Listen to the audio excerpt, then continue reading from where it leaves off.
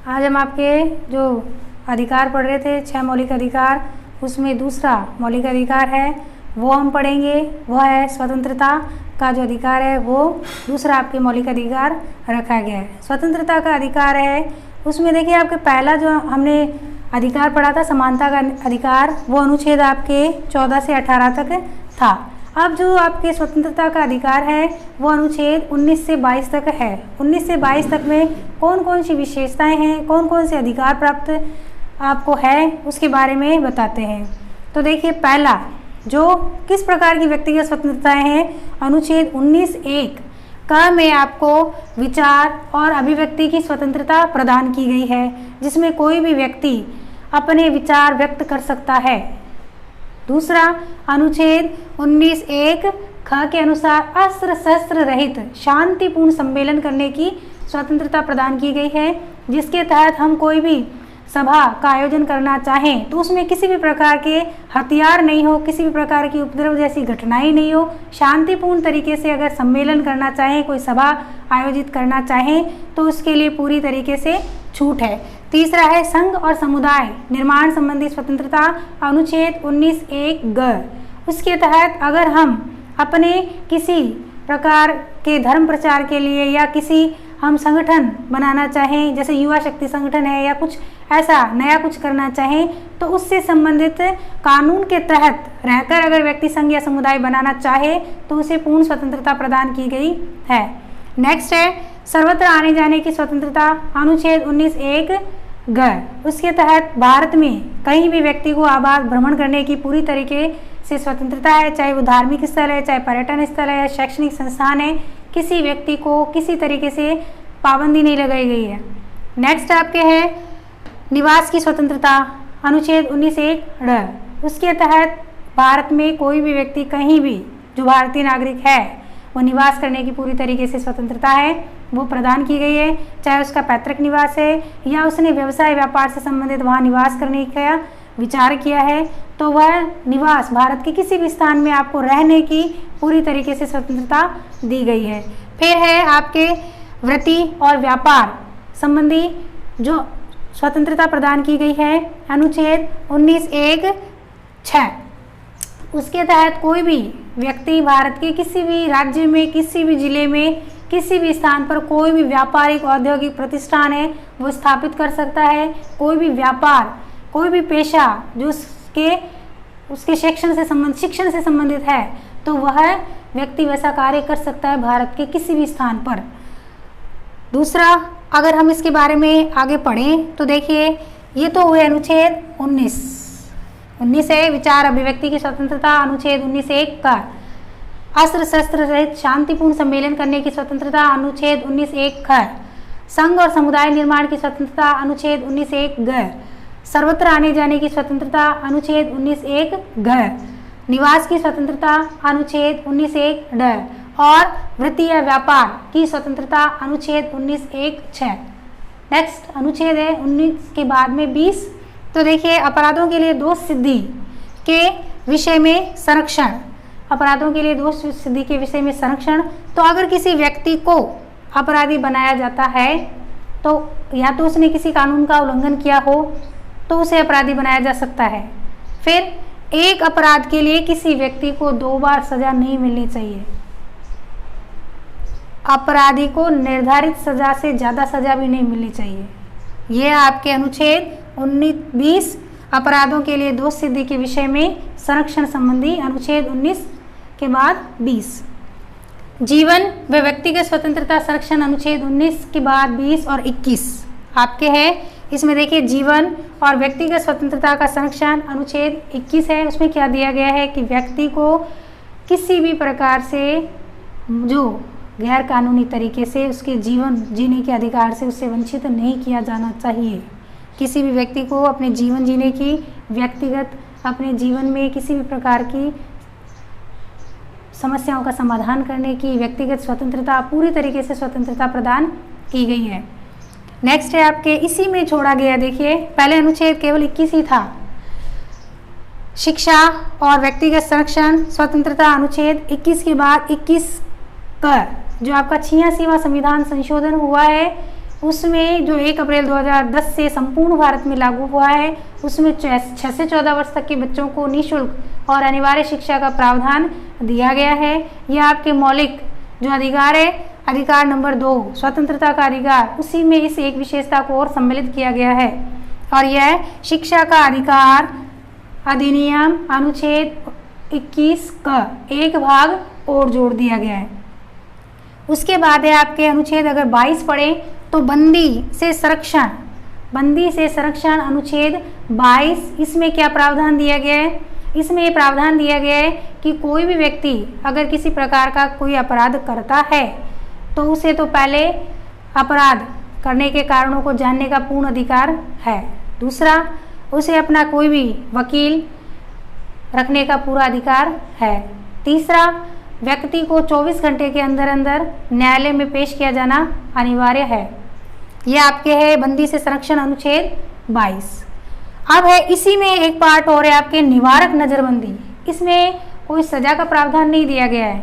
अगर राज्य को या किसी क्षेत्र को ऐसा लगे कि कोई व्यक्ति है जिसकी गतिविधियों से या ऐसा कुछ कर सकता है जिससे कि हिंसात्मक घटना या किसी प्रकार की घटना को अंजाम दे सकता है, तो उससे पहले ही, उस घटना को रोकने से पहले ही निवारक नज़रबंदी आपके हैं। इसमें किसी व्यक्ति की अपराध को रोकने से पहले की जाने वाली नज़रबंदी होती है। अपराध को रोकने से पहले ही उसके लिए जो कानून बनाए गए हैं वो निवारक नज़रबंदी में दिए गए हैं। ये इसलिए बनाए जाते हैं ताकि व्यक्ति को पहले ही प्रतिबंधित किया जा सके, ताकि वो आगे ऐसी किसी घटना को अंजाम न दे सके।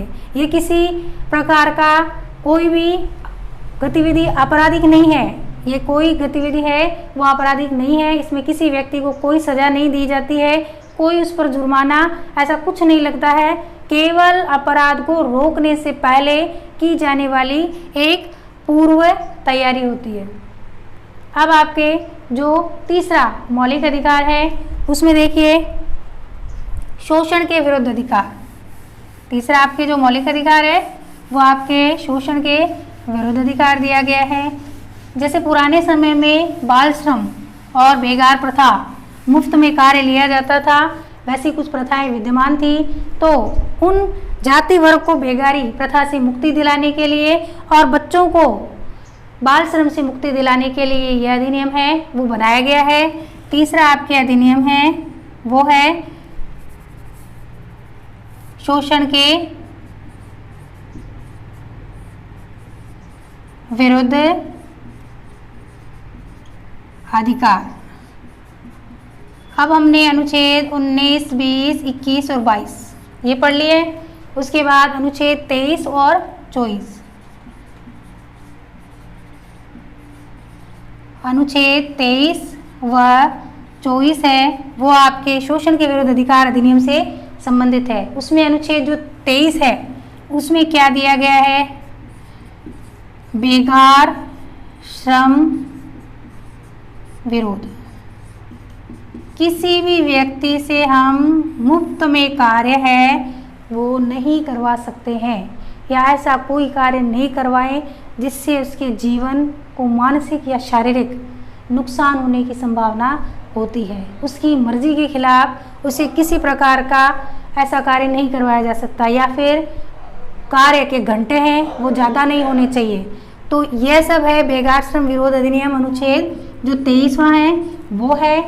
और अनुच्छेद जो आपके 24 है उसमें क्या दिया गया है? बाल श्रम विरोध अधिनियम।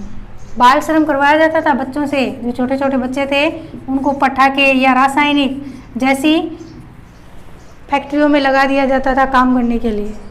उनका ना तो ज़िंदगी में कभी शारीरिक विकास हो पाता है, न मानसिक विकास हो पाता है, न वो शिक्षा प्राप्त कर सकते हैं।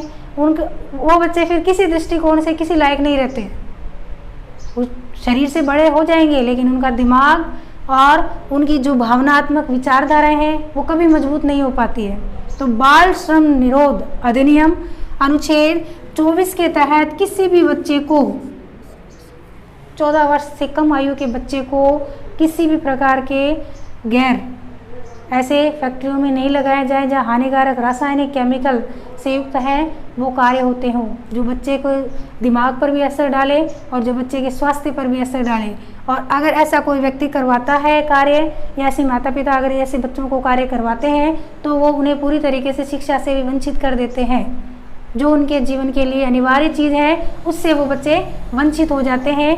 तो बाल श्रम निषेध अधिनियम अनुच्छेद 24 के तहत बच्चों से किसी प्रकार का कोई कार्य नहीं करवाया जाए। और अगर ऐसा कोई भी कंपनी, कोई भी फैक्ट्री या कोई भी ऐसी जगह पर बाल श्रम करवाया जाता है तो उसके खिलाफ न्यायालय में है वो अपील दायर की जा सकती है।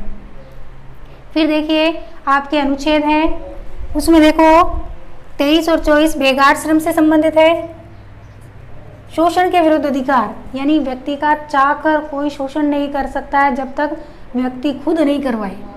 खुद करवाएगा तो कोई उसका शोषण करेगा, नहीं तो कोई व्यक्ति किसी के साथ किसी प्रकार की जबरदस्ती, बेगारी या बाल श्रम जैसी घटना है वो नहीं कर सकता है।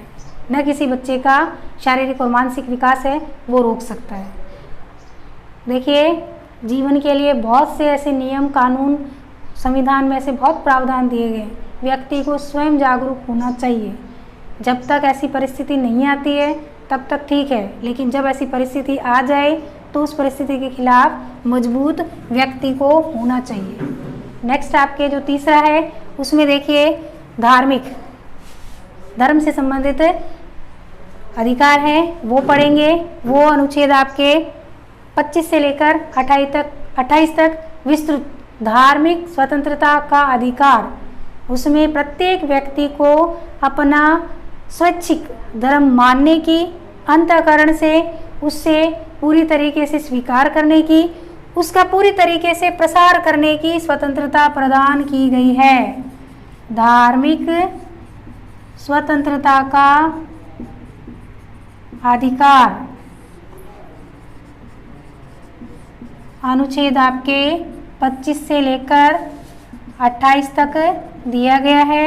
यह आपके इसमें अंतःकरण से कोई भी व्यक्ति है वो पूरी तरीके से किसी भी धर्म को मान सकता है।